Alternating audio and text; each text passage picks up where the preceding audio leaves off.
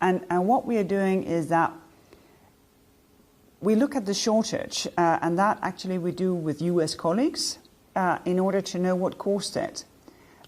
It cannot be solved by public intervention, but we can learn from it to prevent it from happening again.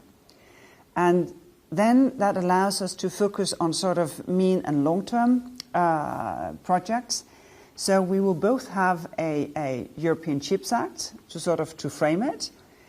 We will have another important project of common European interest where member states and businesses come together for breakthrough innovation. And then we can establish directly on the treaty subsidies for first-of-a-kind production capacity to be enabled in Europe. Of course, it has to be proportionate, the aid given, only what is necessary, and there needs to be a European perspective.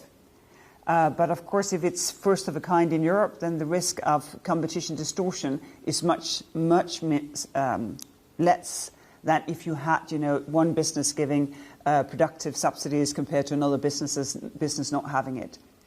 And last but not least, of course, we need to continue international cooperation, because even if our strategic goal is to have 20% of value of leading edge to be produced in Europe by 2030, in most advanced products you'd find numerous chips of different sorts.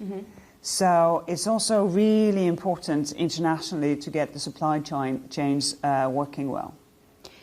And when it comes to this issue, there's been different comments from different European officials on how the bloc needs to become self-sufficient.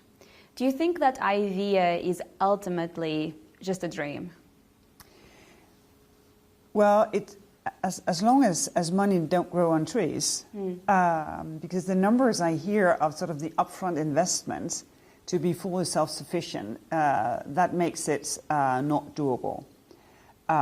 What is important is that there is a different level of production capacity in Europe. I think now, on a good day, you'd say that 10% of world chips was produced in Europe. At least 20% of next generation of chips should be produced in Europe.